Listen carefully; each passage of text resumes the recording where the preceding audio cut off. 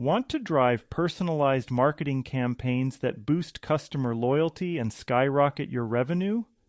Stay tuned because our guest today will reveal how to leverage your most powerful asset, your first-party customer data. Cary Lawrence, CEO of Decile, joins us to share her expertise on transforming raw customer data into actionable insights. With Decile's cutting-edge customer data and marketing platform, Cary and her team are empowering marketers to understand their customers like never before. Through AI-powered analytics and identity-based marketing, Cary will explain how you can engage your top customers, craft irresistible offers, and adapt to a rapidly evolving privacy landscape. Get ready to revolutionize your marketing strategy with Cary Lawrence on this episode of Talk Commerce Live from eTail West in Palm Springs. Welcome to Talk Commerce, the podcast where we unpack the world of e-commerce and online marketing. I'm Brent Peterson, and each week we bring you the latest insights and strategies to help your business thrive online. Talk Commerce is produced and supported by ContentBasis.io. This podcast is my creative outlet and has been going now for 3 years. We are approaching 1,000 downloads every week and growing. If you are new to this podcast, give it a listen or check out the fantastic content on our website. From exploring effective marketing tactics to dissecting the trends shaping the digital marketplace, we've got you covered, and we're here to guide you through the ever-evolving landscape of e-commerce. But we're not just here to talk, we're here to engage. Got thoughts, questions, or you want to hear a really funny joke? I'd love to hear from you. Email me at brent@talkcommerce.com, and let's keep the conversation going. Ready to boost your online presence? Tune in and stay ahead of the curve with Talk Commerce. Don't forget to subscribe for the full experience and share your feedback. You're listening to Talk Commerce. Subscribe and download at talk-commerce.com.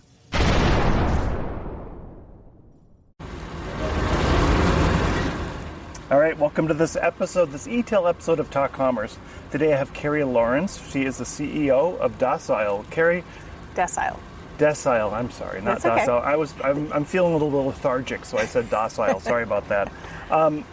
Tell us your day-to-day role and maybe one of your passions in life. Sure, great, and so nice to be chatting with you outside. So I am the CEO of Decile, which is basically a customer data and marketing platform and built by marketers. So a lot of us have those marketing backgrounds and specifically for marketers. So we can really understand how to kind of leverage that data. And as far as passions in life, I think if I were to sum it up with one word, I would say food, both cooking, which I really enjoy, as well as going out to restaurants and trying new things. That's awesome. And of course, we tried to find a nice quiet place, and now the food's coming out. So you will hear some engine noise or some plane noise and things like that. Okay, so Decile, you tell us what the platform does. So give us your 30-second elevator. Okay. Not a pitch, but just kind of give us a background of what it does. Sure. And our goal really is to help marketers leverage what we think is their most valuable marketing asset, which is that first-party customer data. So we're kind of all the great things that you would get with a traditional customer data platform, or CDP as it's commonly known, and also an advanced analytics platform. So we're helping these marketers to build and retain a more loyal customer base, to really drive personalized marketing campaigns by use of our AI-generated personas that look at both purchase data as well as those softer metrics like demographics, psychographics. And ultimately our goal is to really help them find those customers who are going to be high value, repeat purchasers, the ones that are going to allow them to drive that profitable growth.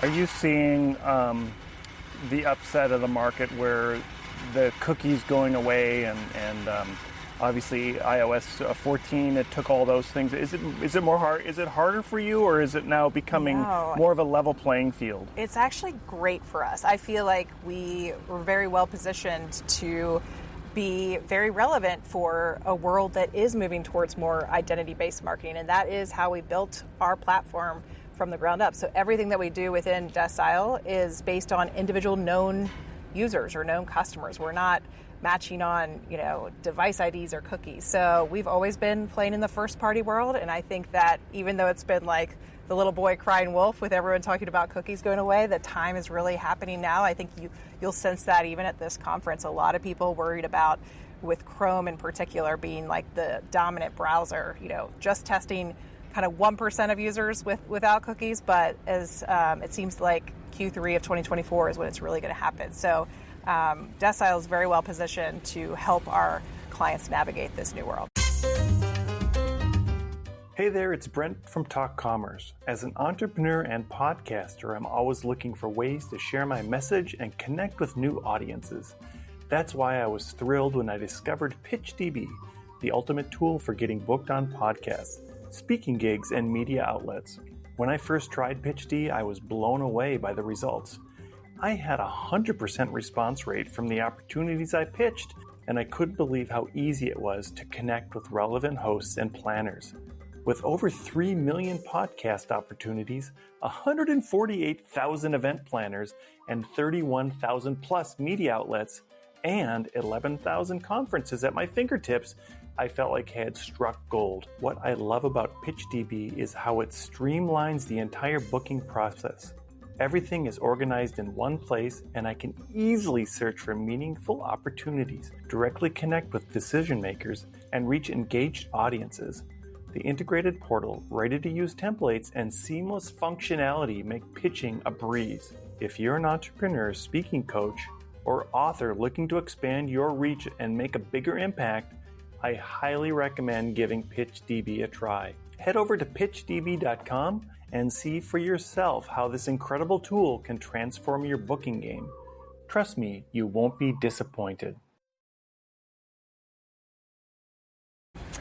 Some of the personalization can feel a little bit impersonal when you're using AI. At least when the first versions of ChatGPT came out, it wasn't always that great sounding. How do you ensure that the personalization is the merchant's voice? Yeah, well, for us, our models that leverage, it's really leveraging machines to look at data. So looking at all those different attributes of someone. So for you, Brent, we might know that you like to travel to Hawaii, you like to have, flowered shirts and apparel, and we also know that, you tend to be a repeat purchaser for, the surf brands. So we have all those little insights about you. So it's less about kind of the sort of the chat function or the language learning models, and more just using machines to predict, what is going to be your first, after your first purchase, what is going to be the next purchase,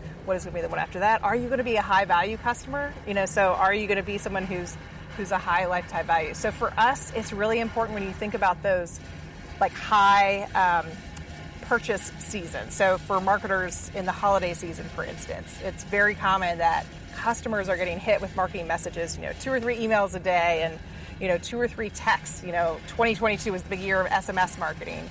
And so you don't want to just be blasted with like, hey, Brent, come check out our store, come buy this product. What you want is a really personalized message that says, hey, Brent, we know you tend to buy these flowered button downs, so those are now on sale. And we also know that you won't ever buy from us unless it's at least 20% discount. So now here's your 20% discount code, and really, give that equal value exchange.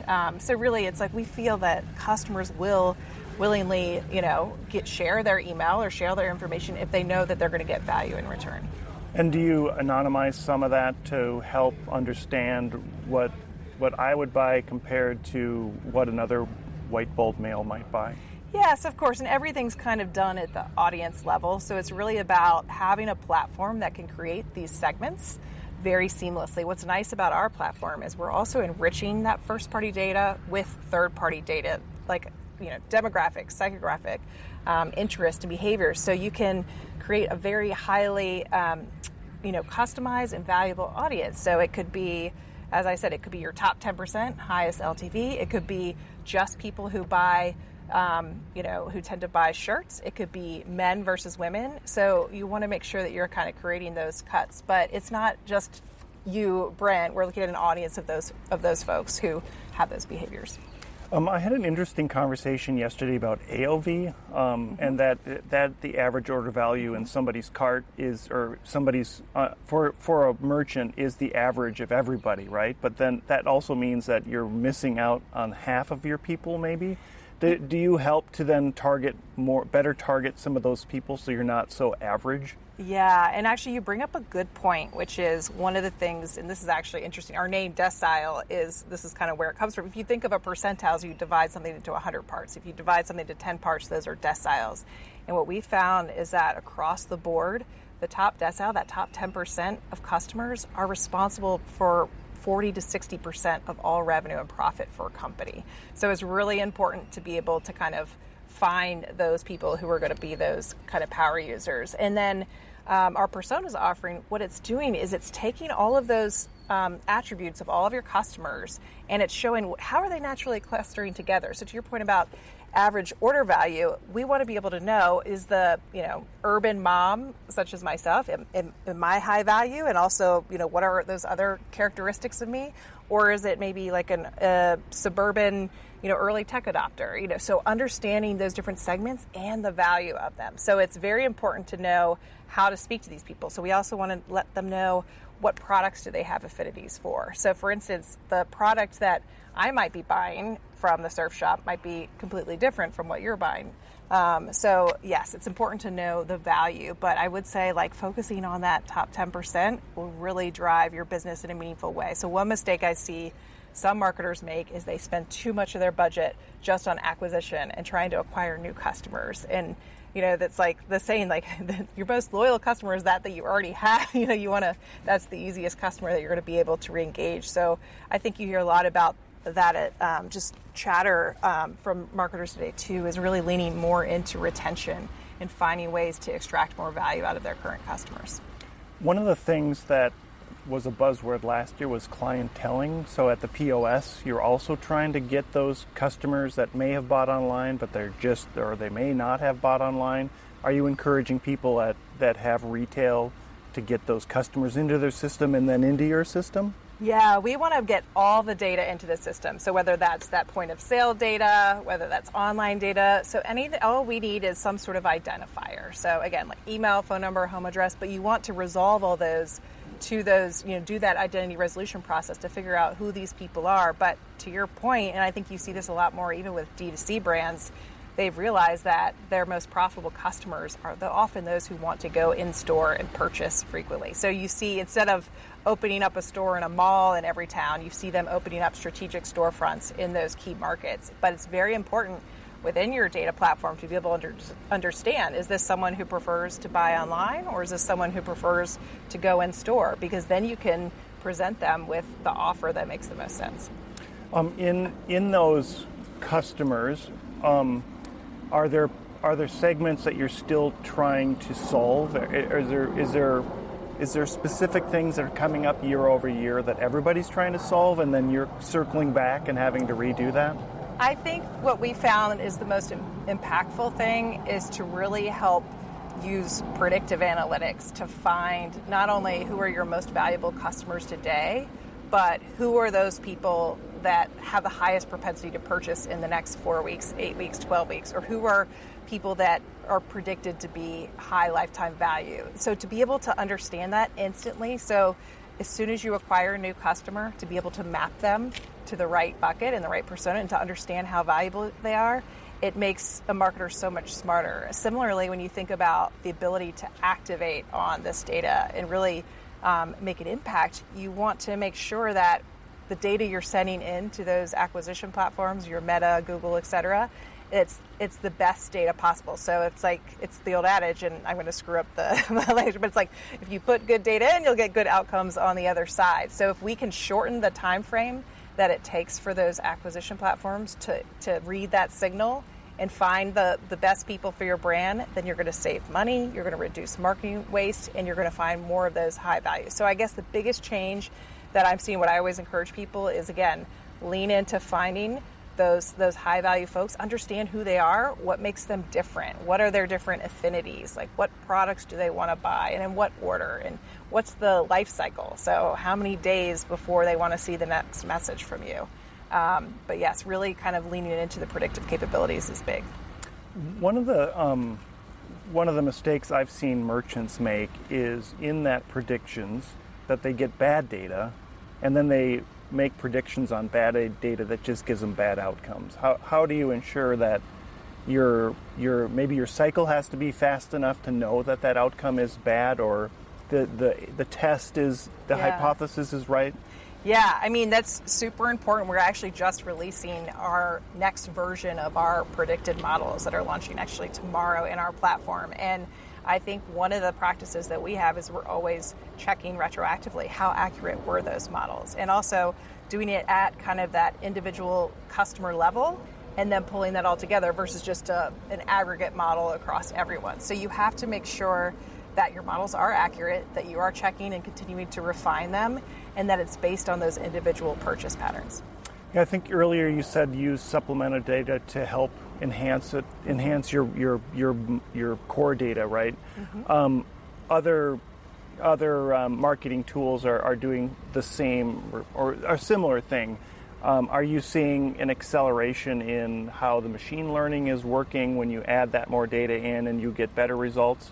Yeah, and I would actually say it's pretty unique in our space that people are doing that data enrichment at the platform level. You might see a marketer, purchasing some of that data themselves, but that could be very expensive. So getting that enrichment data, so you're appending those additional characteristics, as you said, like demographics, psychographic, behavioral insights, but also things like survey data. So one of the tactics a lot of our clients are using today is they have an NPS score, so kind of a net promoter score for their customers tied to each individual customer. So we can pull that in too as an attribute to understand how does that, if someone has a positive affinity for your brand, does that mean they're high value? Not always, but it's another good data point to have. So the more you can do to provide the fullest view of those customers, the better you'll do with your marketing.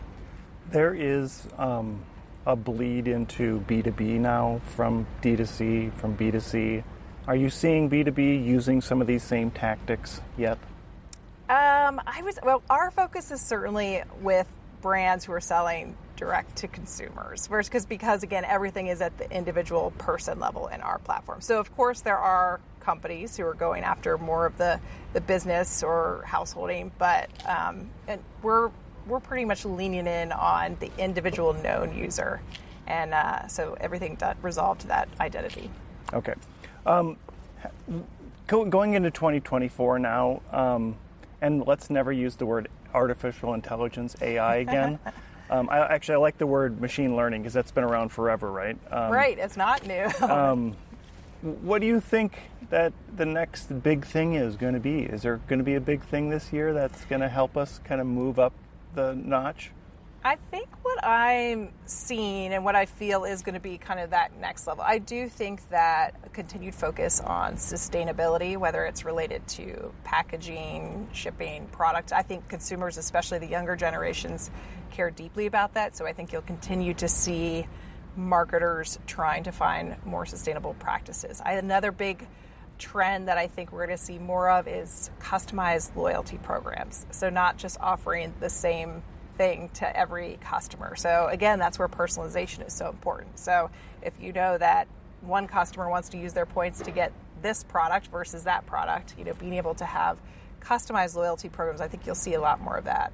Obviously, and I know you don't want to talk too much about AI, but I do think that you'll see a lot more of the generative AI in the kind of the chatbots and the help. So when people for customer service and being able to kind of short circuit and make that a better experience for customers. I do think we'll start to see that in particular. And then more data and privacy regulations. So I always encourage everyone, make sure whoever you're working with to manage your data, that they do have the proper certifications. SOC 2 Type 2 certification is very important, and I know that's a lot of mumbo-jumbo jargon, but it is important to make sure that you're protecting that asset. Do you think the chatbots are going to be our new call tree? And how do you get out of it? Like, you can't just yell, representative. As someone who often will need to call someone, or I understand that.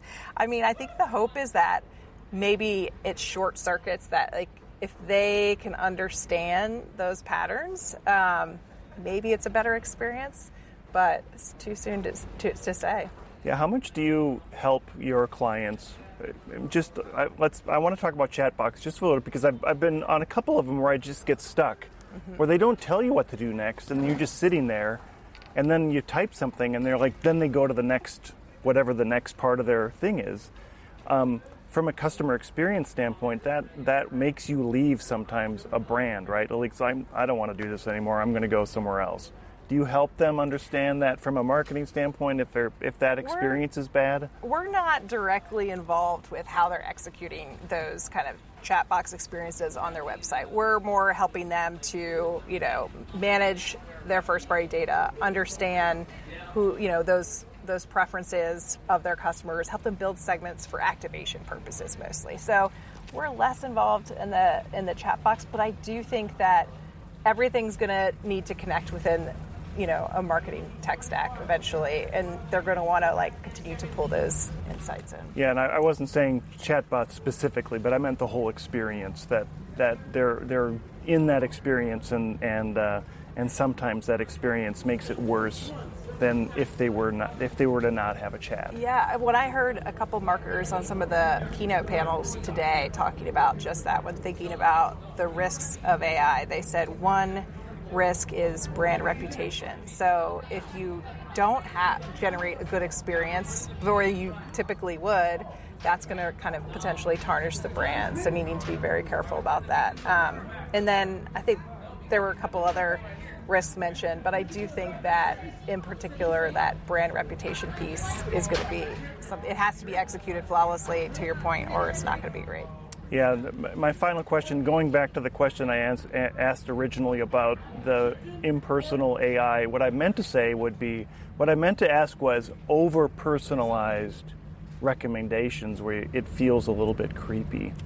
Yeah, well, and I think that's a little bit of what everyone's trying to solve for with cookies going away too, right? So you want to make sure that you're not necessarily combining data. Your data is getting shared with third parties who you've never given that permission to.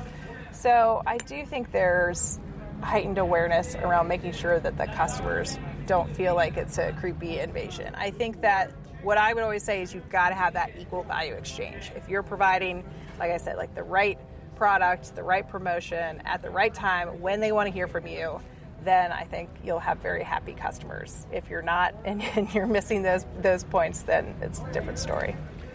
Cary, as we close out the podcast, I give everybody a chance to do a shameless plug about anything you'd like. What would you like to plug today? Well, obviously Decile, because I'm the CEO, so please reach out to us if we can help you with your customer data. And also I'll give a shout out, I'm squeezing another one in for my husband's architecture firm, L Studio. So if you're based in DC or New York, please reach out to L Studio. That's awesome. Yeah, if I'm on the East Coast and I need to get a house built, I know where to go now, right? Perfect, exactly. Cary Lawrence, thank you so much for being here. All right, thanks, Brent. Talk Commerce is a production of Content Basis, LLC. For more creative content, go to contentbasis.io.